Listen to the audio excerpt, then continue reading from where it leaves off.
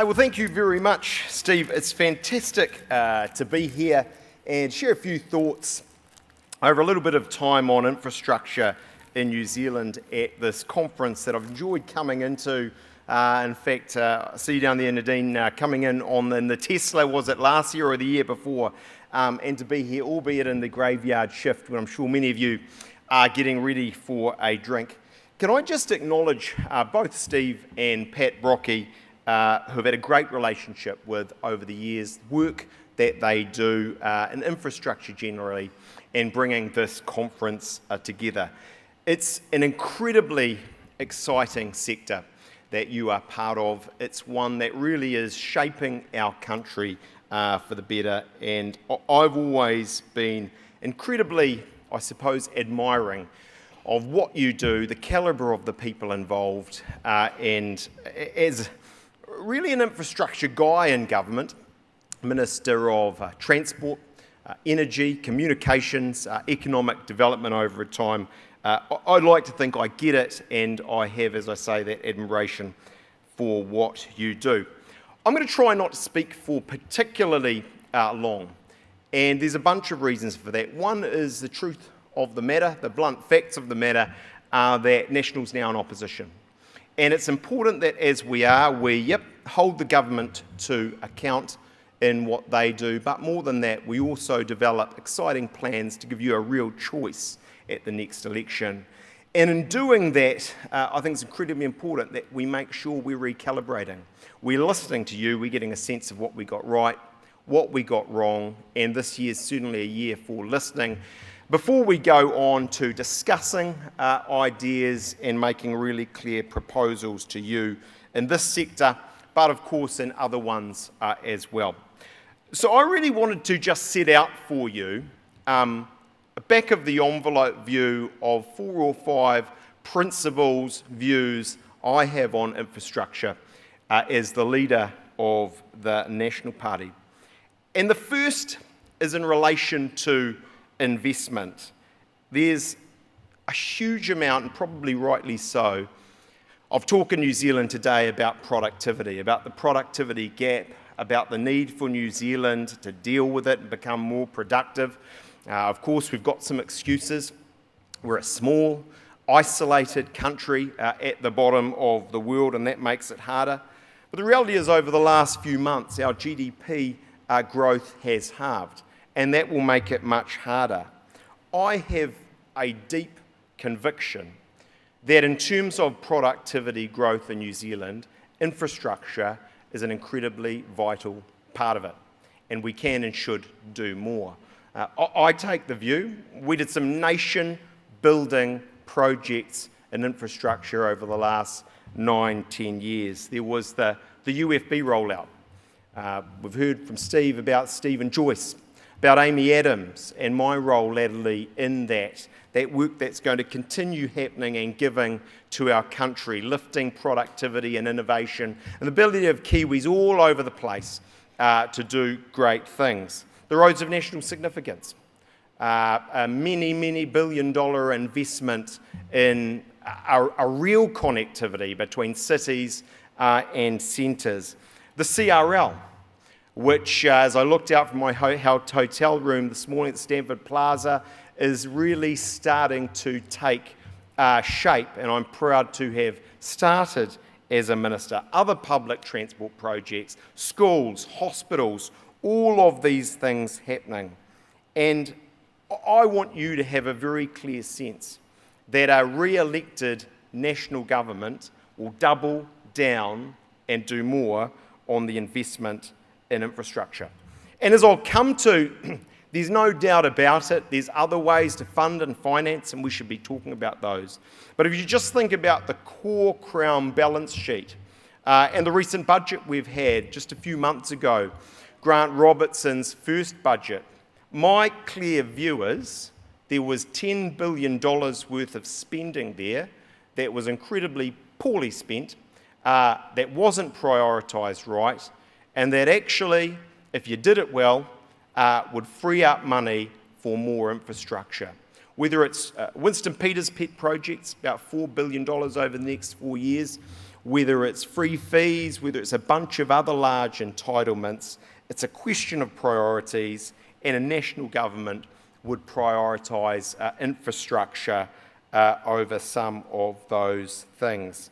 National was, National is, and National will be proud to be the infrastructure party that really, as I say, follows through on more investment. I will double down. The second point I wanted to make in relation to infrastructure is in relation to the pipeline of infrastructure we have coming ahead and the certainty of that.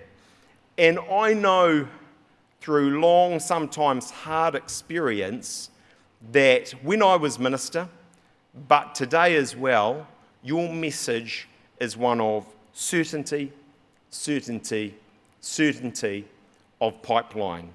And National, I think, and I heard Shane Jones earlier and I disagree with him, we gave you a very clear and a very significant understanding of the pipeline of projects that was coming. And we'd make sure that we did that even better, as I say, even larger, if we were the government again. My pretty simple view is that the certainty, or in this case, the lack of certainty of the infrastructure pipeline is the single biggest issue today in relation to infrastructure in New Zealand. Of course, it's absolutely understandable that a new government comes in, that they will have a different set of priorities, and there will be change. And I get that even if I don't agree necessarily with the particular projects that they are going to change to. But what I think isn't forgivable and isn't right is with that change, a real slowing down in the infrastructure pipeline that you have in front of you. And I would argue that is pretty clearly what we are seeing today.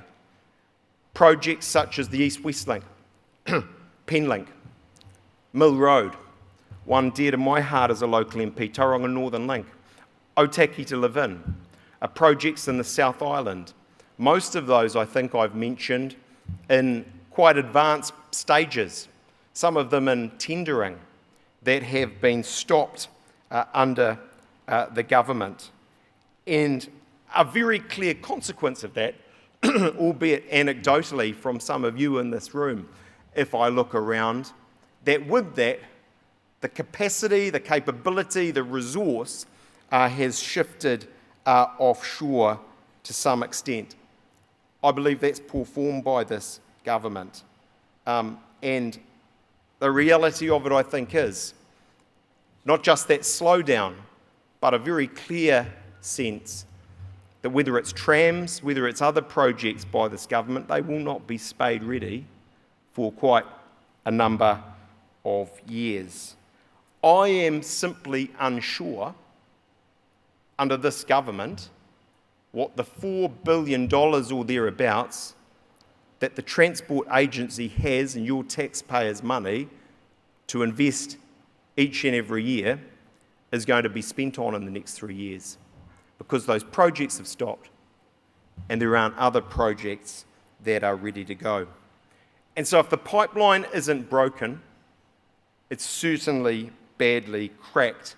I've mentioned my anecdotal evidence, but it's also coming through very clearly from MB's pipeline report, I think about a fortnight ago, by work from Brands and from others. I said to you that under a national party that I lead, we would double down on infrastructural investment. And I also just want to go back to that question of funding and financing and how we do it, and be very clear with you that the National Party has no ideology on this other than what works. We don't care, frankly, where the money comes from, whether it's private, whether it's public, whether it's a mixture of those things, where there are new innovations in financing. In fact, if that's what works, we will do it. The only criteria we will have is one where we have a pretty clear view. New Zealand is taxed and pays enough today. We're in a situation where the economy's moving very strongly, albeit with some coming off through lack of confidence and the like, where there are billions of dollars in taxes coming through. Where since the election there's been about $2.2 billion more taxes put on, whether fuel taxes and the like, and that's more than enough. And so for any innovations we have in the area of funding and financing, we would expect to see taxes fall off somewhere else to keep things fiscally neutral in that regard. In addition to being ideologically open when it comes to funding and financing, that's also the case when it comes to technology and innovation. We want to do what works. We want to be open to innovation and to change. And I think you've seen that from me as a minister over a long period of time, whether it's Uber-style laws to allow ride-sharing and carpooling, whether it's variable network pricing and moves from ATAP that I led to work in that area, or whether it's funding and financing models. Can I just say finally 2 further points? I made clear yesterday at a building and construction conference that the National Party I lead will reform the RMA. We'll have a new draft RMA law next year for you to look at, and we'll go into the election on the basis of that law, because we want to free up land supply and we want to do the right thing in that area, which will be good for the construction sector and the infrastructure sector. I also just want to echo what Steve has said about a National Infrastructure Commission. We absolutely support it. It's the right thing to do, and all power to the government's arm as they do that. I hope providing much certainty that hasn't been there when they're in opposition on PPPs and getting into that in a big way. So thanks very much. Great to be here. And am I doing Q&A or we? Yeah.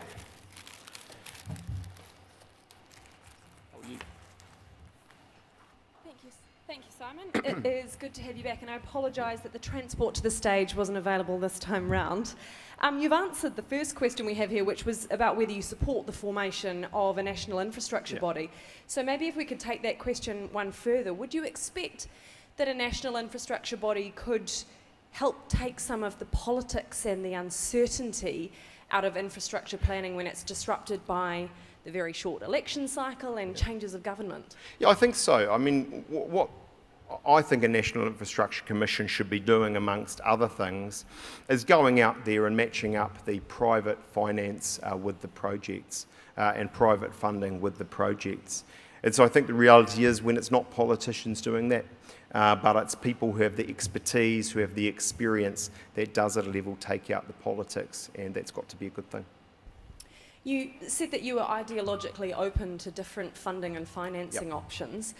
Bernard Hickey said on a panel earlier today that he thinks the government should be borrowing more, given the low rates at present, to close the infrastructure deficit. Is that something you support? Look, given the last government, of course, was spent a lot of time paying down debt. Yeah, I think the reality of it is it's harder to waste money on infrastructure than it is in other areas. The reality of debt is there's some forms of it that are better than others, and in truth, spending on infrastructure, as I said to you in my remarks, is really important. All of that said, I look at government today, I look at the tax take and the money that's being brought in, and to me it's much more of a question of priorities on the current funding that government has at its disposal than it is on taxing more, borrowing more.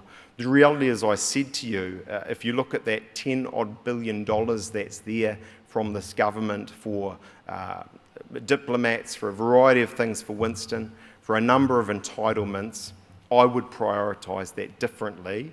I would invest that money, more money, or at least some of it more in infrastructure, rather than the things that it's being spent on at the moment. So reallocating rather than borrowing more? There's a question of priorities much more than it is of more of additional borrowing. There's a question here. What is your stance on the consolidation of three waters? Yeah, I mean, I think ultimately I support Nanaia Mahuta as local government minister doing that work, and we'll see where she gets to, but there's definitely a problem that needs a solution. And if they come up with a solution that we think works, we'll be very constructive, very collaborative on that. As I take your point earlier, what you want in this room is certainty over time. And if we can help provide that as opposition that seeks to be government, we'll certainly do that. We've spent a lot of today talking about local government and how it's funded and where its funding goes. The question here is, do we need local government reform? Yeah, I think we do. I think the reality is, under the government I was part of for 9 years, I think the government before that as well, sometimes local government hasn't received the priority in terms of senior ministers and the level of seniority, really, as I say, that it requires. It's a very important area. It's a reasonable spend of New Zealand's money. And I think there is a need to be thinking through what we do on that. I know there's probably been at this conference, certainly has been for some time, through the New Zealand Initiative's work and other people's work, talk about localism. There's some things about that aren't perfect, that I don't think would work in New Zealand, but I think there's a kernel of an idea there about getting competition between regions, about encouraging innovation, giving tools to local government to give them skin in the game to do the right things in a more business-friendly, business-like way. That's really good, and that's certainly something that the National Party's having a think about at the moment. They're moving around all the time as people upvote them. So this one is, do you think that local government needs more funding and financing tools? Because, of course, it relies very heavily on rates. Look, I think it's a tough one. Let's be really brutally honest. Successive governments have put more on local government, have given you more jobs, more things to do, and with that comes the need to finance those. I go back to my earlier remarks, though. What I wouldn't be wanting to do right now in New Zealand, whereas I say there's about $2.5 billion more in taxes today than there were just 9-10 months ago in the country, is taxing more. So whilst I think there's a discussion there about the tools and so on, I wouldn't carte blanche, as Prime Minister of New Zealand, be putting more powers on that overall increase the tax burden. Actually, let's be radical. Maybe it's central government that needs to reduce some of its taxation, and that could free up some headroom in local government. There's a question of mix there that is an interesting and probably important one. But I certainly wouldn't be doing an and. As I say, I think the taxation burden, the ratepayer burden in New Zealand is more than enough at the moment. This one, I think we'll know the answer to this already. Do you think light rail is the answer for Auckland? The reality of that is we have simply not seen a business case on the project. So, if there's a business case there that stacks up, let's see it.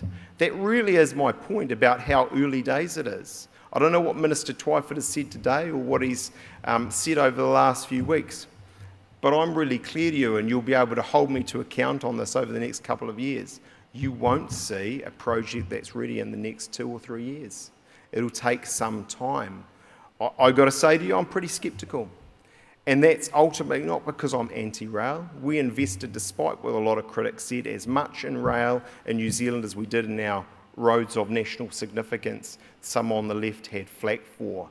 But I do think it's one line of limited value for the cost involved when vast swathes of South Auckland, West Auckland, North of Auckland, East Auckland don't get a benefit from one particular project. And I just have to say, without a business case, let me say it again, I am sceptical that that's the project that should see the lion's share of funding for the next several years put into it. We have run out of time, but we appreciate you being here. Please put your hands together. Hey, thanks very much. Have a good afternoon.